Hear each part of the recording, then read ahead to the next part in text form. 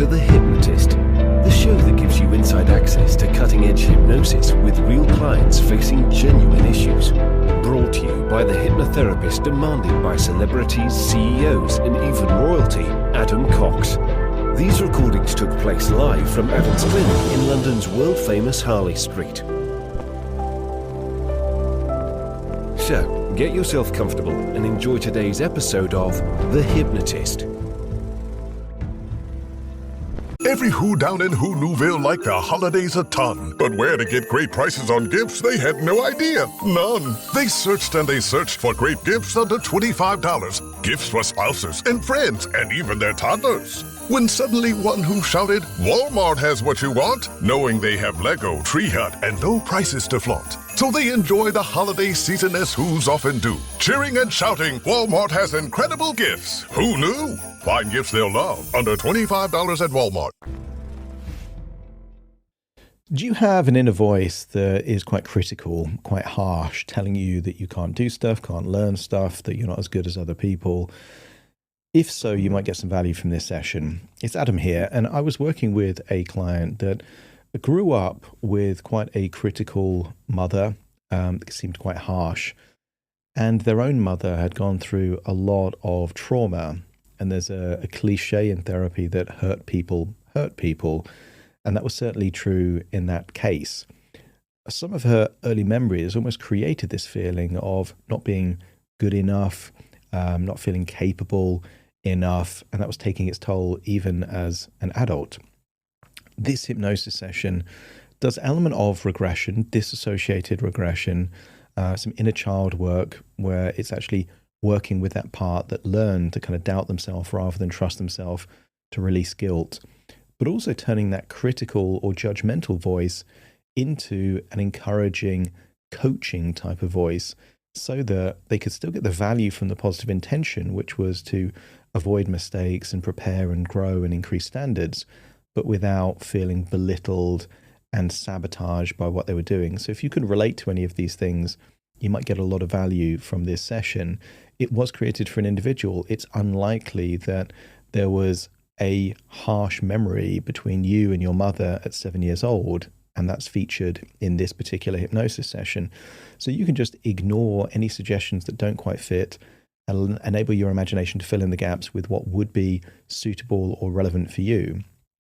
But if you do like the idea of a bespoke session, me working with you as your hypnotherapist, then there will be a link in the description where you can schedule that completely free consultation call. We'll have a chat, and who knows, we might end up working together.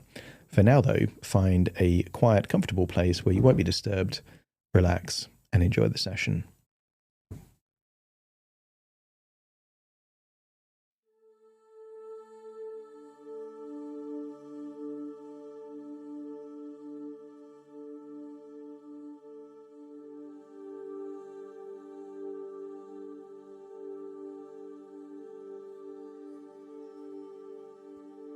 Take a deep breath in, and as you breathe in that feeling of pure relaxation. And as you exhale, just release any tension around your eyelids. And as you breathe out, feel a sense of release, of any guilt, any shame, any feelings of inferiority. Gradually, each breath releasing it. And as you breathe in not just relaxation, but a sense of worthiness and capability.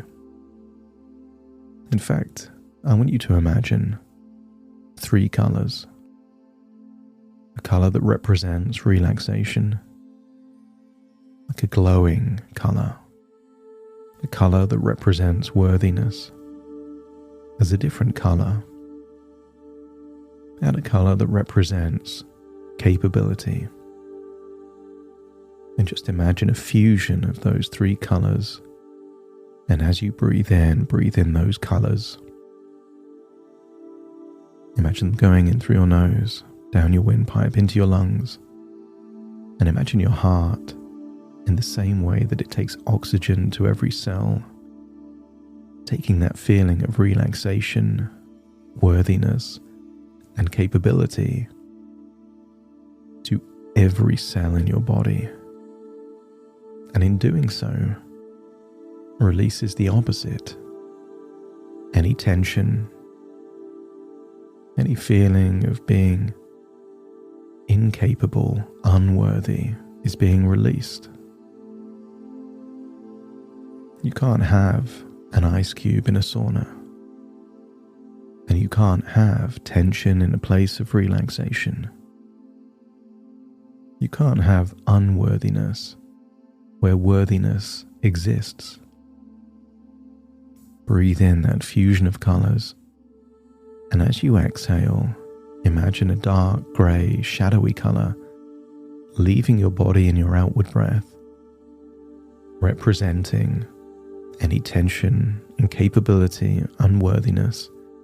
Imagine it leaving your body, almost like an emotional transfusion, breathing in the resources you need and releasing any blocks, any barriers,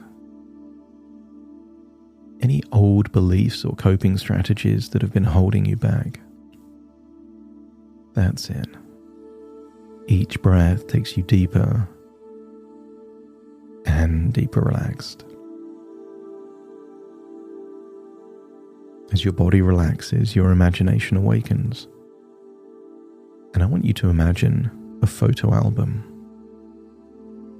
One of those big leather-bound books, each page 3 or 4 photos. And I want you to imagine flicking through pictures from your childhood. Not just pictures that were actually taken, but representations of significant memories from your past. But I want you to look at these pictures with new eyes. Eyes of empathy, understanding. And I want you to imagine seeing a photo that almost starts to glow. Perhaps it's when you were 7 years old, in a bathroom. Perhaps there was a hairdryer and someone was drying their hair. But I want you to see it as a picture, not back in your body. And I want you to turn that picture into a movie, seeing the picture turn into a video, and just observe what happened, like you're looking at it there in the photo album. And I want you to get a sense of new clues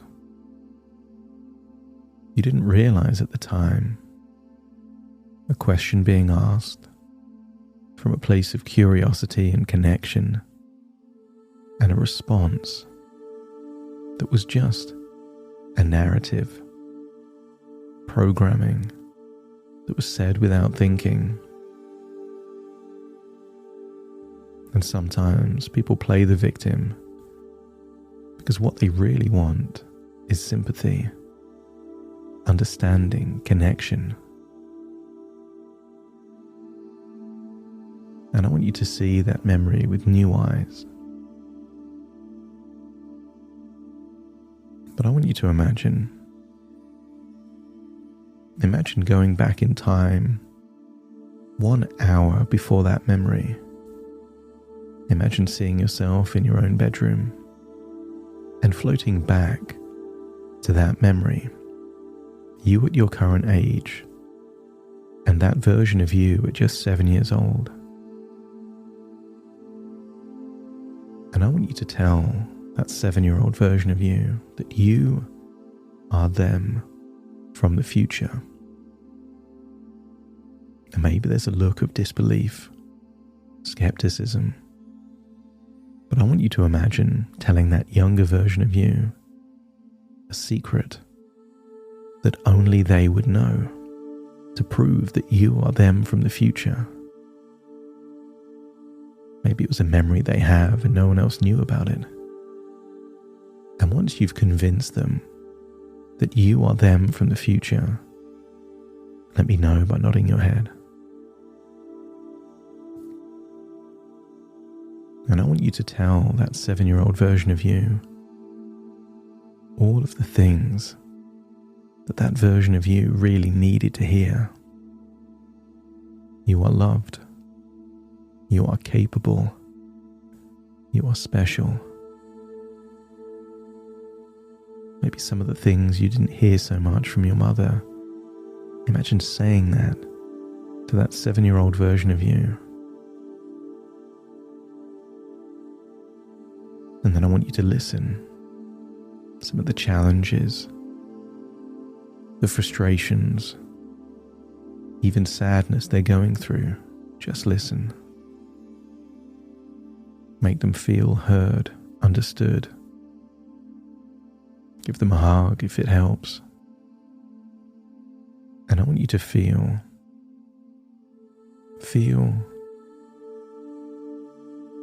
that you're helping that younger version of you. And tell them that in an hour's time they'll ask a question about what it felt like to be inside your mother while they were pregnant. But tell them in advance that their response will be a trigger, a reaction, nothing personal. And tell them that their response will be because they've gone through a lot in life and feel that they don't have the understanding and sympathy that they deserve. So they try and create it from situations that don't justify it. Tell them exactly what they will ask and what they will respond. And tell them that it means nothing other than their mother really craves for understanding. I want you to imagine now, going forwards in time 1 hour, observing how that 7-year-old version of you asked the questions, and the mother says exactly what they said. But notice that 7-year-old version of you feels no guilt, feels no shame, feels no sadness. Instead, hugs their mother and says something like, "I know you've gone through a lot.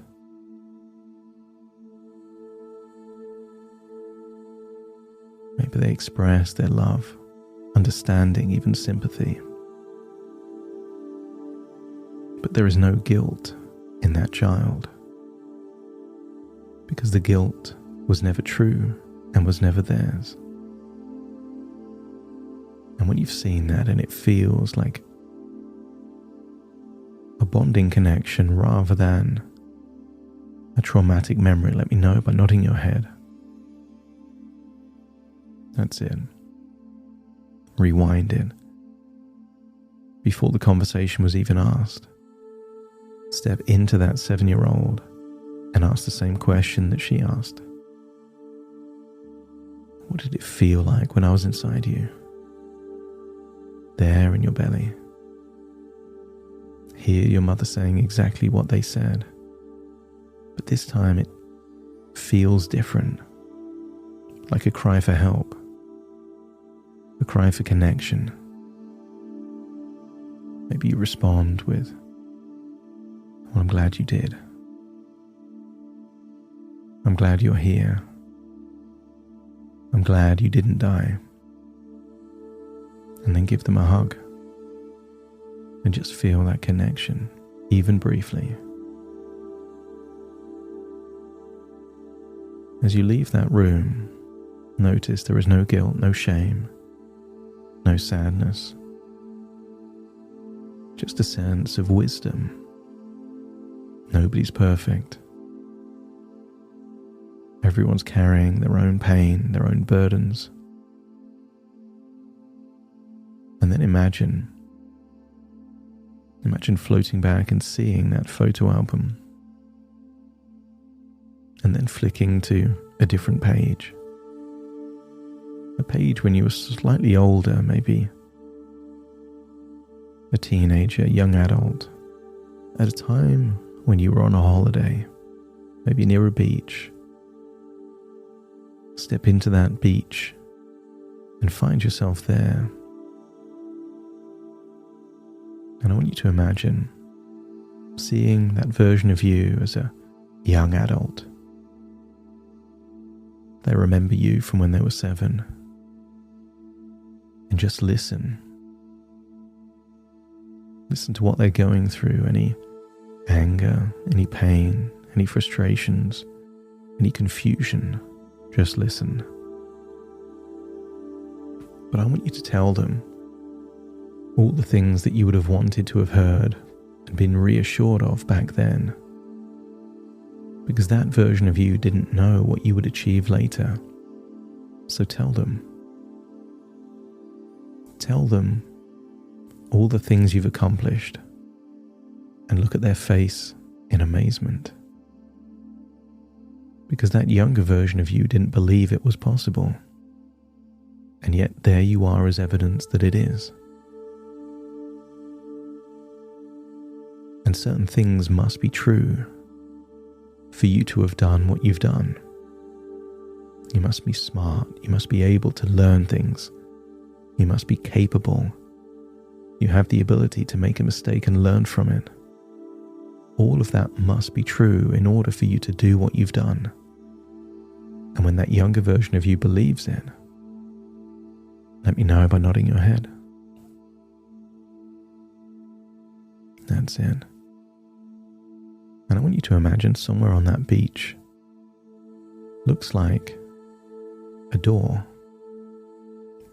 to an elevator, not connected to a building, just there on the beach. Press the button and imagine it takes you down as you walk into the elevator, down into a basement that is the control room of your mind. When the elevator opens, walk into the control room and see lots of dials and switches and a big screen there in the middle. And I want you to imagine seeing a dial that says self-criticism. And maybe it's on a 7 or an 8.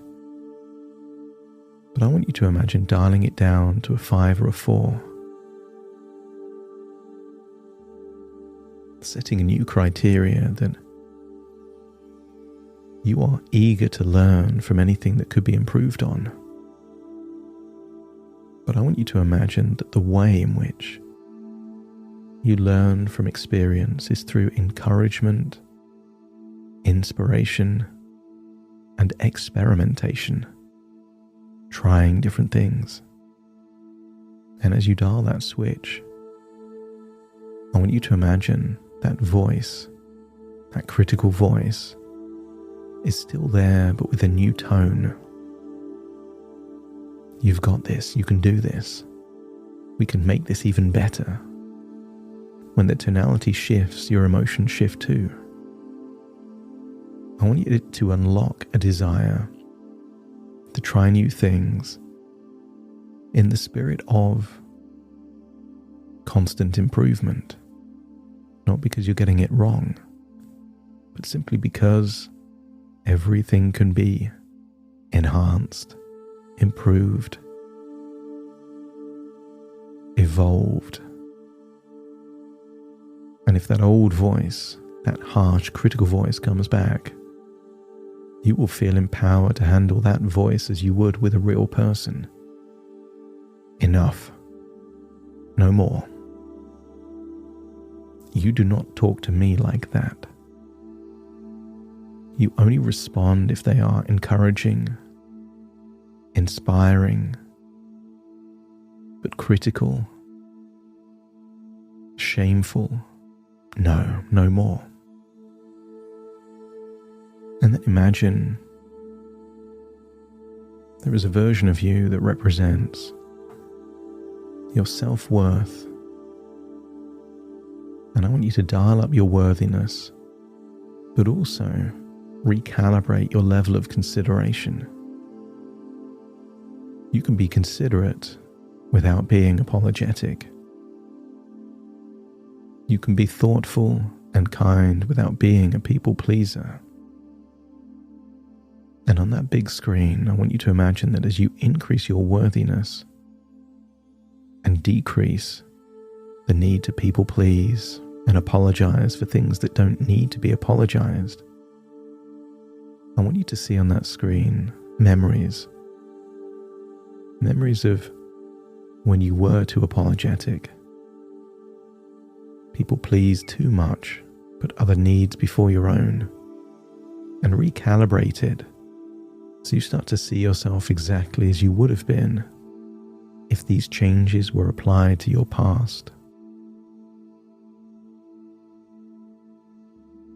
And when you see the changes, see yourself more confident, more direct, encouraging rather than apologetic, supportive but not needy. And see yourself in social situations curious, seeking inspiration like reconnaissance, like you're a secret spy, not because you are unworthy, but simply because you have an eagerness to improve. And once you've seen those changes, let me know by nodding your head.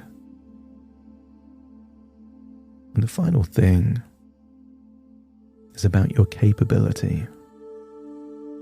See a dial that represents your current level of capability. And notice there is two different dials. Your actual capability, and then a bug in the system of second guessing. Your actual capability is incredibly high, a 9 or a 10. You believe that you can learn anything you need to. But also see that second guessing, the part of you that tries to sabotage your progress by telling you that you don't know how. And I want you to imagine the second guessing as a good intention of protection, but you're giving that part a new responsibility. They are now your internal life coach. If you don't know how, it is their responsibility to help you figure out how to learn it. They don't get to be the critic on the sidelines, pointing out the faults. They are now responsible for helping you organize your thoughts, figure out what you can learn and how you can learn it, and encourage you to try new things until that knowledge becomes a skill and the skill becomes an experience. And then on that screen, see yourself 1 year from now doing the kind of work which would be deeply fulfilling, that would encourage that version of you to make a difference to the lives of other people, and in doing so, be deeply fulfilling for you. And that future version of you would have needed to have learned lots of things. So see yourself almost like a montage of those different ways of learning. Mentorship, courses, experience, books, podcasts or videos. I want you to get a sense that there are infinite ways of learning.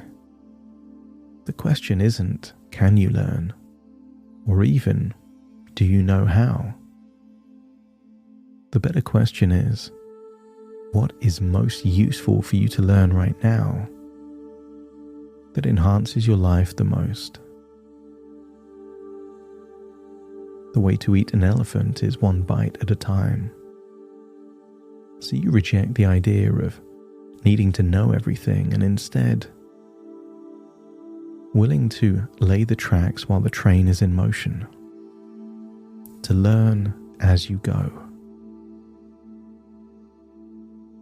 And see that future version of you smiling. See yourself confident in the company of friends that used to intimidate or make you feel unworthy. And when you can see that future that seems appealing, desirable, and wonderful, let me know by nodding your head. And just float into that screen briefly. Feel how good it would feel a year from now, with all of these wonderful changes. That inner critic is now a voice of encouragement. The part that would second guess is now your internal life coach, guiding you. And notice how you feel worthy, grateful, confident, no matter who is around you or what the circumstances are. But also with enough humility that if you do make a mistake, you take ownership and learn from it. And if you do upset someone based on something you've done wrong, you don't mind apologizing because it's the right thing to do. Float back into that control room, walk to the elevator, press the number that represents the top, find yourself walking out on that beach. Imagine going backwards through a photograph of a beach. And then imagine you're very close to being back to the here and now. But as you return, you will take all of these wonderful changes with you, understanding that this has been a journey within your imagination, a journey of thoughts within thoughts, ideas within ideas, and dreams within dreams. Starting to count from 1 to 10 to awaken you. 1, 2, 3, waking up. 4, 5, 6, more alert. 7, 8, open your eyes, open your eyes. 9, 10, wide awake, wide awake, wide awake.